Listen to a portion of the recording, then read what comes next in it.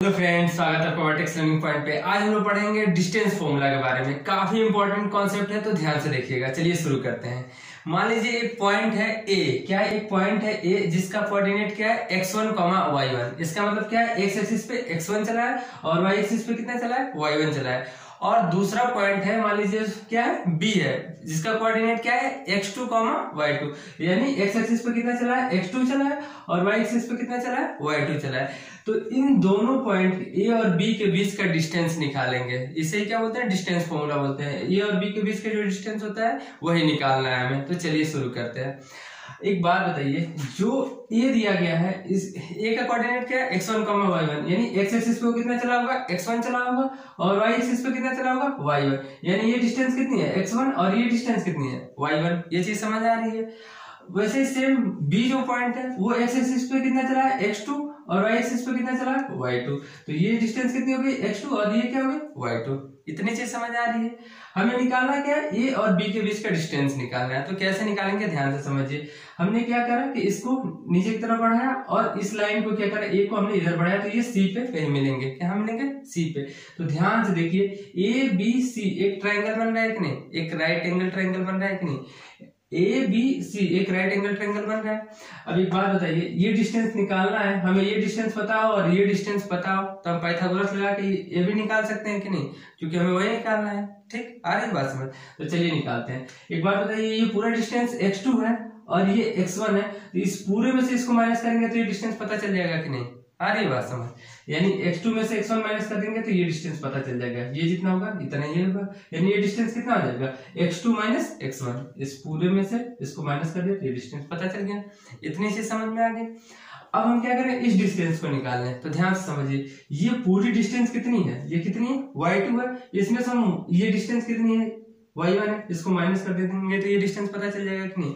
यानी इस पूरे में से इसको माइनस कर देंगे तो हमें क्या ये डिस्टेंस पता चल जाएगा। तो ये पूरा कितना है? y2 है। इसमें हमने क्या कर दिया? y1 को माइनस कर दिया, तो ये क्या हो जाएगा? y2 minus y1। ये डिस्टेंस पता चल गया।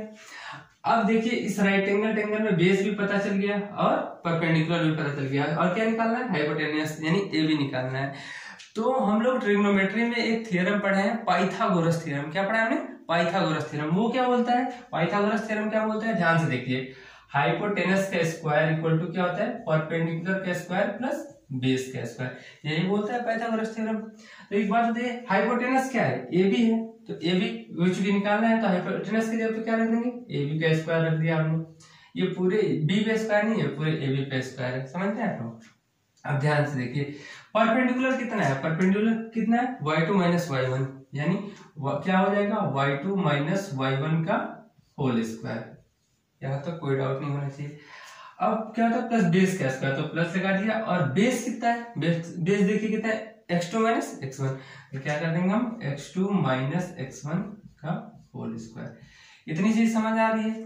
अब एक बात बताइए, अब देखिए ध्यान से, ए बी इक्वल टू क्या हो जाएगा? A B square equal to, हम ये दोनों प्लस कहें तो पहले लिख ले रहे हैं हम लोग। ठीक है, तो x2 माइनस x1 का होल स्क्वायर प्लस इसको बाद में लिख लिया y2 माइनस y1 का होल स्क्वायर। एक सीक्वेंस में कर लिया और कोई बात नहीं है।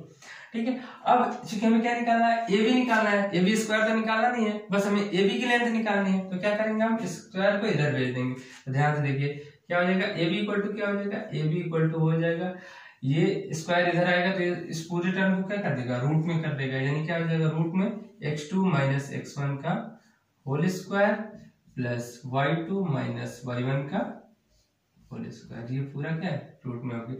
और इसी फॉर्मूले को क्या बोलते हैं? इस फॉर्मूले को क्या बोलते हैं? Distance formula. इस फॉर्मूले से आप देखिए ए बी की लेंथ इजीली निकाल देंगे, क्योंकि ए का कोऑर्डिनेट दिया रहेगा और बी का कोऑर्डिनेट दिया रहेगा। आप क्या करेंगे? ए बी की लेंथ इजीली निकाल लेंगे। और इसी फॉर्मूले को क्या बोलते हैं? Distance formula. बहुत ज्यादा इंपॉर्टेंट फॉर्मूला है, तो इसे आप लोग याद रखेंगे, क्योंकि इसका क्वेश्चन में बहुत ही ज्यादा यूज होने वाला है। ठीक है, तो आज के लिए इतने